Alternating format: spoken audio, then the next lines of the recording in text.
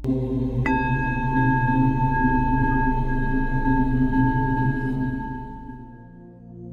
যে ভয়ঙ্কর বললে, যে উদ্দেশ্যহীন ভাবে সাধন প্রক্রিয়া যদি কেউ অ্যাপ্লাই করে, তো সেটা কি তার পক্ষে ক্ষতিকর বা কোনো ভয়ঙ্কর ব্যাপার আছে কি? সাধনাতে ধারণার একটা খুব গুরুত্ব আছে। মানে সাধনাতে আমি যা যা করছি, আসন করছি, প্রাণায়াম করছি, প্রত্যাহার করছি, সেটা একটা দিকে এগোচ্ছে। এবার যদি সেই দিকটা না থাকে, এবার আসন যখন করছি সেটা তো একটা সৃষ্টি করছেই কিছু না কিছু, প্রাণায়াম যখন করছি সেটা একটা অবস্থা সৃষ্টি করছেই। আমি ওটা আমার দিক হিসেবে নির্ধারণ করছি, কিন্তু এটা কোনো না কোনো অবস্থা তো সৃষ্টি করছেই।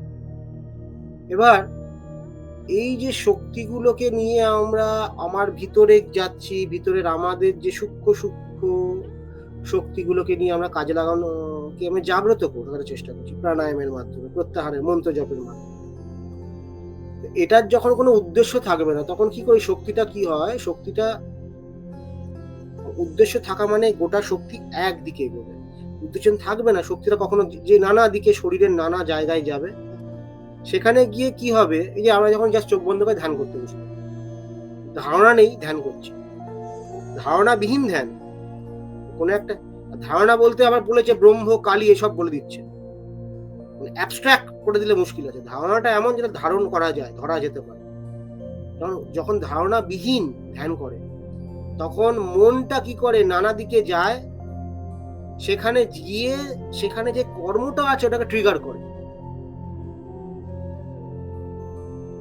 এরকম করে নানা রকমের কর্ম ট্রিগার করে তাকে এমন কর্মের জালে ফাঁসিয়ে দেবে।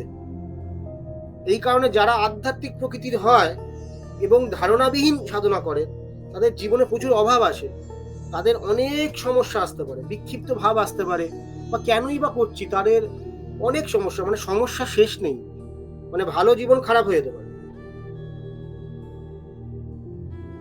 ধারণা থাকলে কি হবে, ওই যে শক্তিটা, ওই শক্তিটা একদিকে এগোবে, মানে ওই যে সূক্ষ্ম মনের অবস্থাটা, ও আমার ভিতরে গিয়ে একটা কোনো শক্তিকে, একটা কোনো জ্ঞানকে জাগ্রত করবে। ধরা যাক আমি একটা ধারণা আছে, আমি সেই ধারণাটাকে বুঝতে যাচ্ছি, একটা বিষয়কে বুঝতে যাচ্ছি, এই মুহূর্ত জিনিসটা কি, আমি এই মুহূর্তকে মনোযোগ দিচ্ছি, বুঝছি এটাকে, এই মুহূর্তটাকে বোঝার চেষ্টা করছি।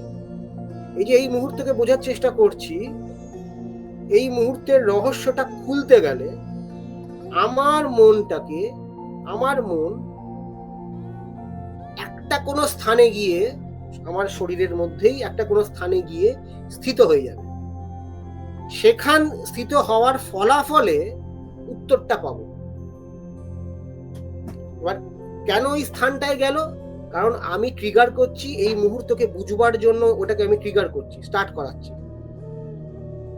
তাইও একটা পার্টিকুলার জায়গা। এবার আমি যদি ওখানে লক্ষ্য না দিই, তাহলে মনটা কি করবে, নিজের মতো করে ঘুরবে, আমার কর্ম দ্বারা, আমার নেচার দ্বারা নিজের মতো করে ঘুরে কোথায় থামবে কোনো ঠিক নেই।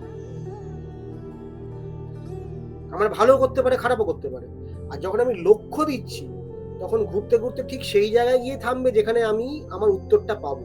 সময় লাগবে কিন্তু থামবে। মাঝে মধ্যে আমরা হয়তো ঘেটে যাই, মাঝে মধ্যে এমন হতো উত্তর খুঁজতে গিয়ে মানে হয়তো এমন অবস্থা হলো যে ভ্রান্ত হয়ে গেলাম, তখন একটা গাইডও লাগে। সাধনাতে ওই জন্য একটা গাইডও লাগে, যে এই ধরনের সাধনা করছে সেই গাইড হতে পারে, এছাড়া গাইড অন্য কেউ হতে পারে না। করে মনটা একটা জায়গায় স্থিত হয়, স্থিত হলো বলে ওই জায়গায় একটা উত্তর পেলাম, কি রিয়েলিটিটা, এই মোমেন্টের রিয়েলিটিটা, এই যে জগৎটা দেখছি এটা কি, উত্তরটা বেরোয়। তাতে আমার ধীরে ধীরে ধীরে ধীরে ধীরে ধীরে ওই জ্ঞানটা পেলাম, এরপর আবার আরেকটা লক্ষ্য স্থির করলাম, তাতে গভীর মনোযোগ দিলাম। আগের লক্ষ্যটা কোন পিছনের লক্ষ্য থেকেই নির্ধারিত হচ্ছে, ক্রমে ক্রমে ক্রমে ক্রমে এগোবে।